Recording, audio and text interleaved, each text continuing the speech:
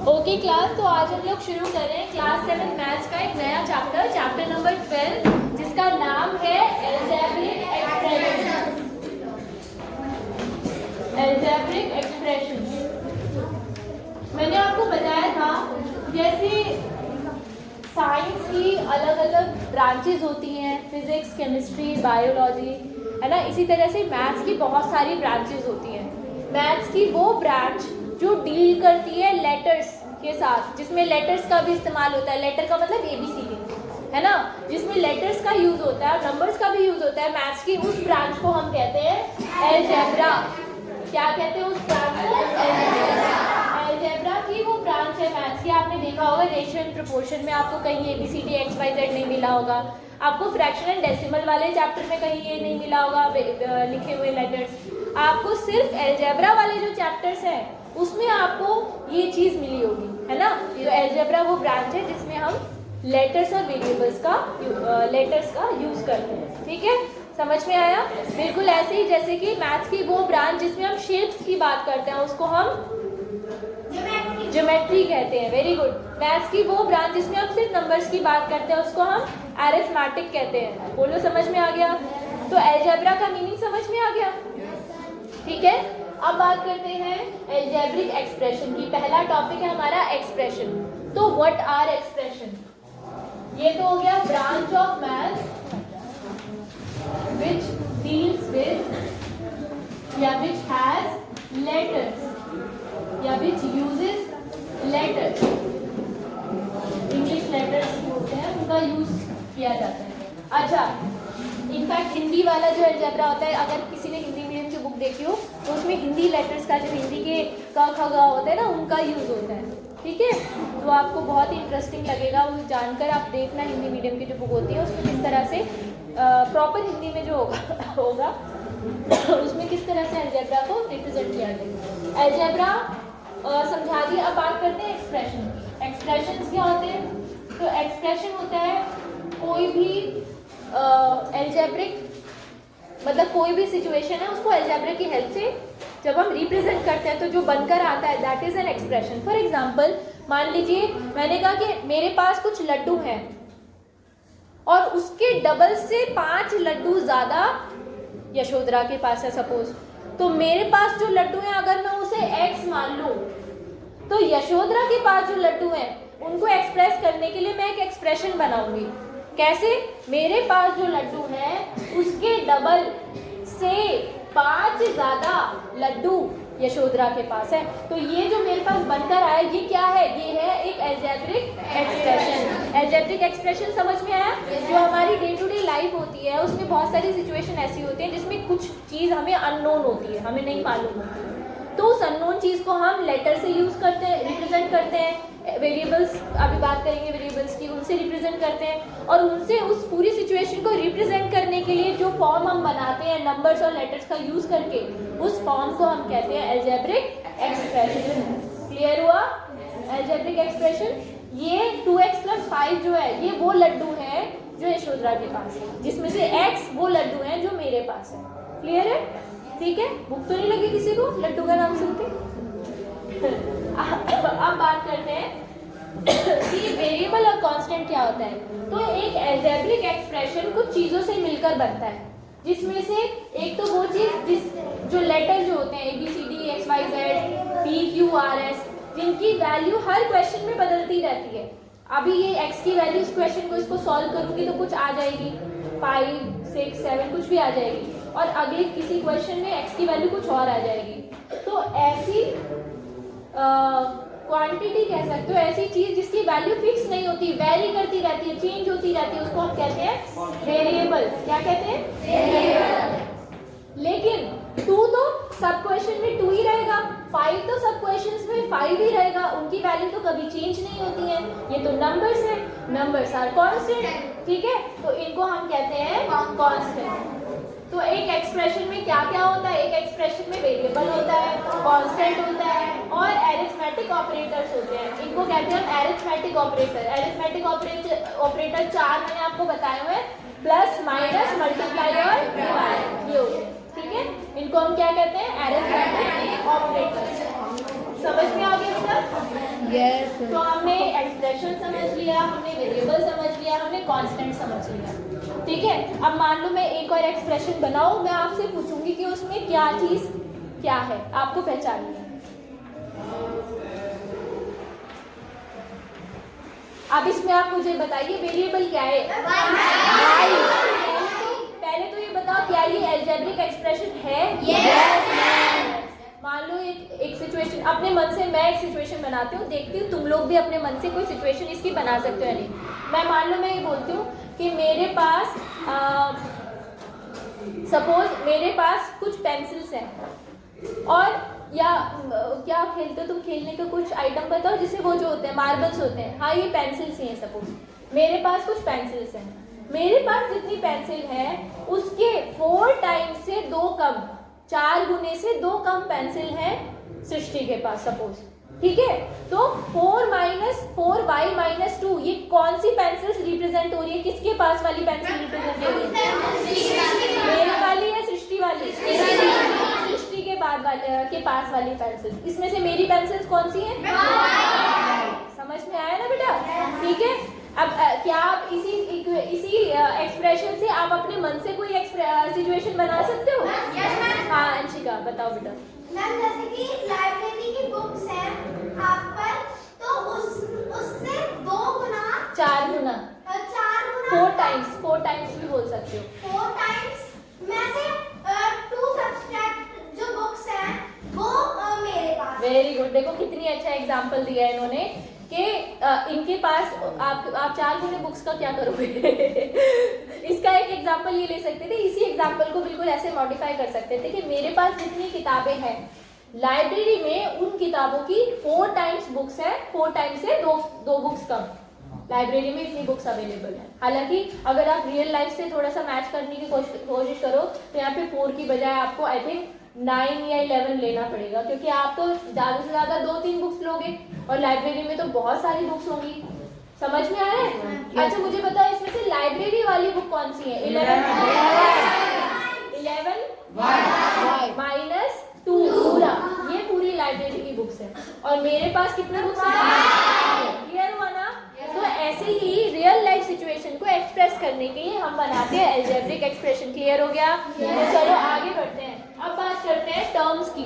तो एक algebraic expression जो होता है वो मैंने जैसे आपको बताया ये वेरिएबल है, ये कांस्टेंट है। रविंद्र ध्यान दो, यहाँ पे अगर मैं इस एक्सप्रेशन की बात करूँ, इस एक्सप्रेशन में 2 टर्म्स हैं।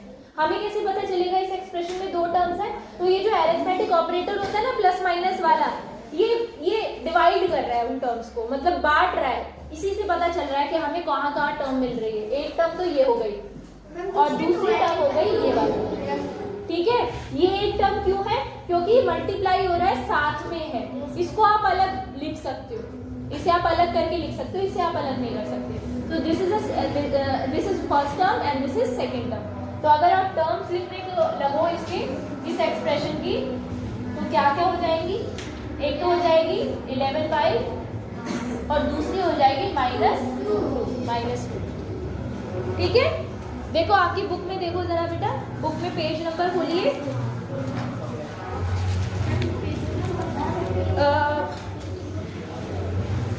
230। 230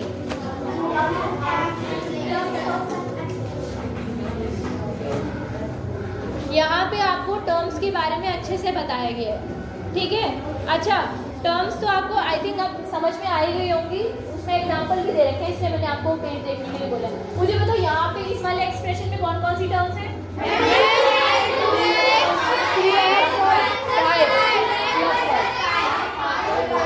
ये एक्सप्रेशन है मेरे पास 2x + 5। इसमें टर्म कौन कौन सी है? और दूसरी +5 के आगे प्लस का साइन लगाने की जरूरत नहीं है, बिकॉज अगर आप कोई साइन नहीं लगा रहे हो दैट मीन्स वो पॉजिटिव नंबर। क्लियर है? सबको। अब हम बात करते हैं बेटा फैक्टर्स की बात करते हैं। तो फैक्टर समझाने के लिए मेरे पास एक तरीका है। देखिए पेज नंबर 231 को देखिए, यहाँ पे ना आपको एक फैक्टर ट्री नजर आएगा, फैक्टर ट्री। है ना। देखो जरा, इसे नोट किया आप लोगों ने? No ma'am. करो इसको, फिर मैं फैक्टर निकालना बताऊंगी आपको एक्सप्रेशन में। देखिए स्टूडेंट्स, अगर मान लीजिए हम फैक्टर्स की बात करें, आप कौन सा टॉपिक समझ रहे हैं? टर्म्स मैंने समझा दिया आपको अच्छे से। ये वाला टॉपिक कर रहे हैं फैक्टर्स। तो फैक्टर्स, किसके फैक्टर्स? अच्छा, नंबर्स आपने जब नंबर पढ़े थे, एलसीएम एचसीएफ पढ़ा था, तब आपने फैक्टर वर्ड सुना था। फैक्टर का मतलब होता है, जैसे अगर मैं आपसे पूछूं कि बताओ 12 के फैक्टर्स क्या होंगे, राइट द फैक्टर्स ऑफ 12, तो आप मैं वो सारे नंबर्स पूछ रही हूँ, हाँ मैं वो सारे नंबर पूछ रही हूँ जिससे 12 डिवाइड हो सकता है, पूरा कंप्लीटली डिविजिबल है। 2 3 4 1 सबका कॉमन फैक्टर है, 2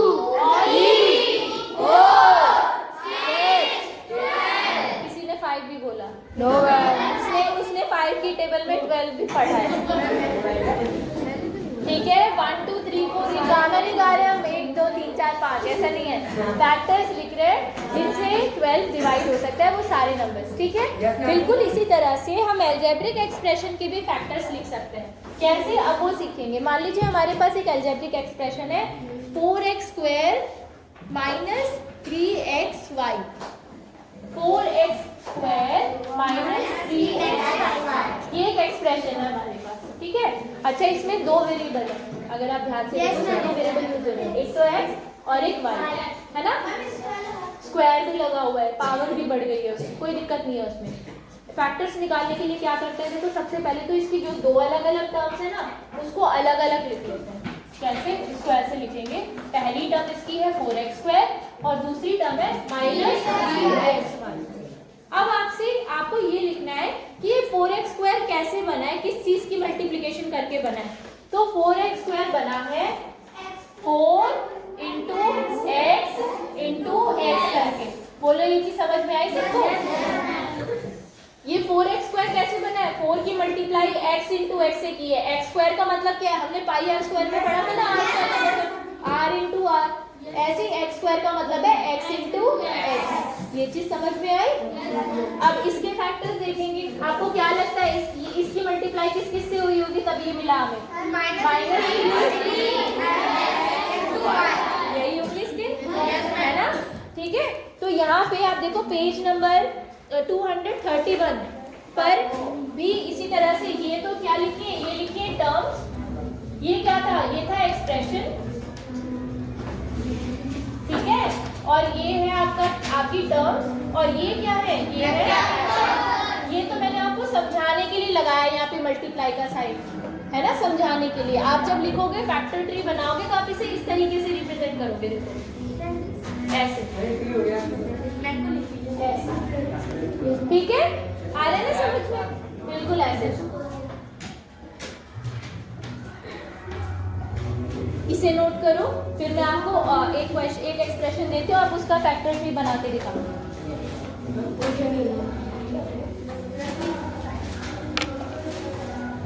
अब एक और फैक्टर ट्री मैं बना के दिखा रही हूँ, फिर मैं आपको 2 क्वेश्चन दूंगी करने के लिए। अब एक्सप्रेशन चेंज कर रहे हैं बेटा। एक्सप्रेशन है आपकी बार हमारे पास 5xy प्लस 10, 5xy प्लस 10। ठीक है, ये एक्सप्रेशन है। तो अब टर्म्स कौन कौन सी है इसमें हमारे पास? टर्म्स कौन कौन सी? 5xy और दूसरी टर्म कौन सी है? 10। सही है ना, प्लस 10। ठीक है, प्लस लगाने की जरूरत नहीं है, साइन की जरूरत नहीं पड़ेगी। 5xy के 3 फैक्टर्स आएंगे, ठीक है, और 10 का तो 10 अपने आप में एक नंबर है, ठीक है, जरूरत नहीं है। तो ये हो गया हमारा इस एक्सप्रेशन का फैक्टर ट्री। आप देखिए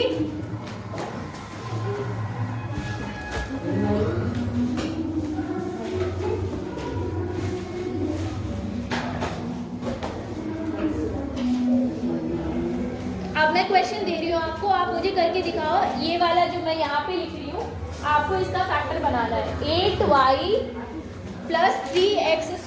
पहला एक्सप्रेशन ये है 8y प्लस 3x²।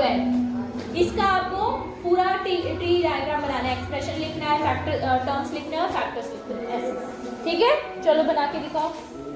बोर्ड पे कौन बनाएगा? श्रेया, आकाश, अरे वाह, आ जाओ आ जाओ आ जाओ, शाबाश। कोई बात नहीं, मैं ठीक कर दूंगी। आप आए, ये बहुत बड़ी बात है बेटा, आ जाओ। चलो आप लोग अपने काम पे फोकस करो, अपनी नोटबुक में बनाओ, नीचे कर सकते हो।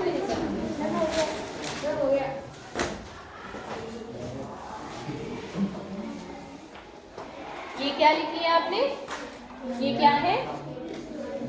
Terms, very good.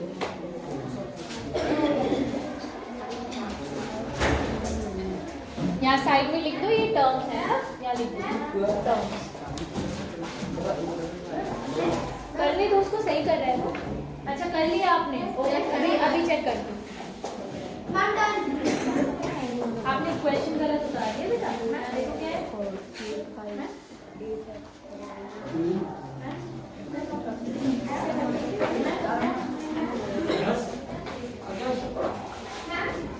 नहीं, हाँ वेरी गुड, बहुत बढ़िया। यस, यही होगा। वेरी गुड, एक बार आकाश के लिए क्लास में जाए। मेरा सही है। चलो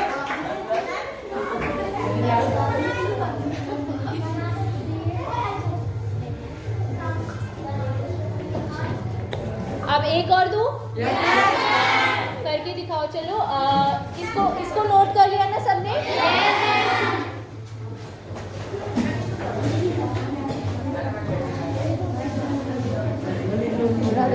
एक्सप्रेशन है बेटा 7mn -4, 7mn -4। इसका फैक्टर ट्री आपको बनाना है बोर्ड पे।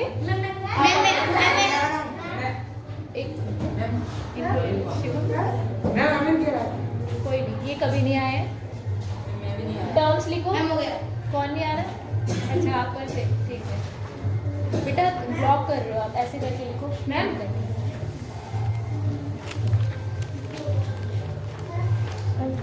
ये आसान चीज है ना, तो सब लोग, ये m 2 m नहीं है ना, n है, एक n है,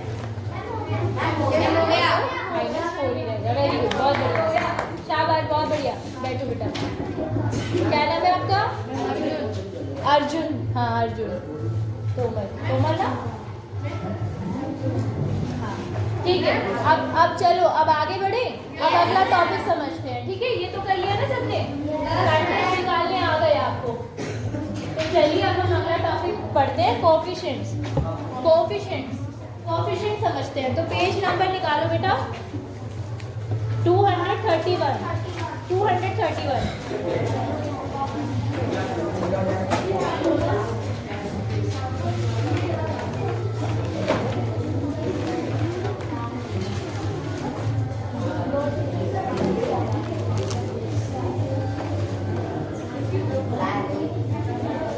देखिए, जब अभी हमने एक्सप्रेशन लिखा था पहले 5xy + 10, ये एक्सप्रेशन लिखा हमने, है ना।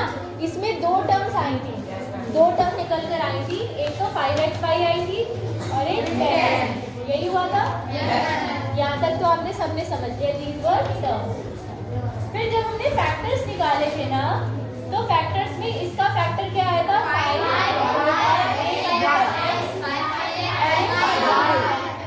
जब फैक्टर्स होते हैं हमारे, फैक्टर्स में जो नंबर वाला पार्ट होता है, नंबर वाला फैक्टर होता है, न्यूमेरिकल फैक्टर, उसको हम कहते हैं कोएफिशिएंट। आ गया समझ में? ठीक है। इसको हम कहते हैं कोएफिशिएंट, ठीक है।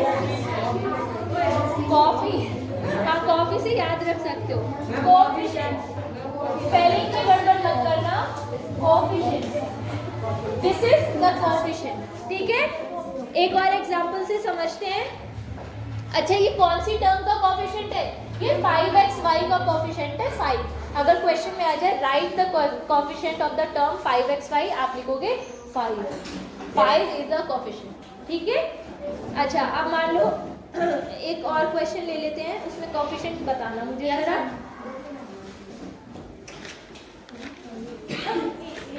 जैसे पीछे देखिए, टेबल देखिए, पेज नंबर 232 पर एक टेबल दी हुई है बेटा। उसमें ना एक्सप्रेशन जैसे ये वाला दिया हुआ है हमें, 13 माइनस ये वाला ले रही हूँ मैं, या लास्ट वाला ले लेती हूँ, चलो फोर्थ वाला लूँ या पहले वाला ही समझाऊँ? सारे कर लेते हैं।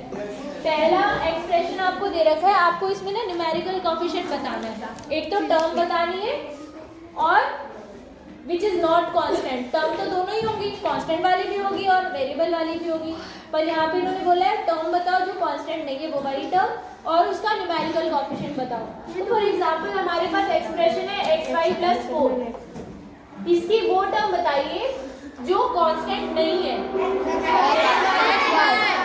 xy, और इस टर्म का कोएफिशिएंट 4 क्यों होगा? इसकी आपको इसके आगे कोई नंबर नहीं दिख रहा ना, मतलब इसकी मल्टीप्लाई 1 से हो रही है, तो इसका कोएफिशिएंट क्या होगा? ठीक है, कोएफिशिएंट विल बी 1। आ गया ना समझ में? ठीक है, अब मान लो अगली जो वो है हमारी एक्सप्रेशन हुआ 13 - y²। इसमें से वो कौन सी टर्म है जो कांस्टेंट टर्म नहीं है? इसका कोएफिशिएंट अगर पूछेगा -1, आप बोलोगे मैं -1 क्यों? एक तो नंबर नहीं है मतलब 1 होगा, पर कैसा? माइनस का होगा। ठीक है, अच्छा अगला देखो, 13 - y + 5y²। इसमें ना दो टर्म्स ऐसी हैं जो कांस्टेंट नहीं है, एक तो ये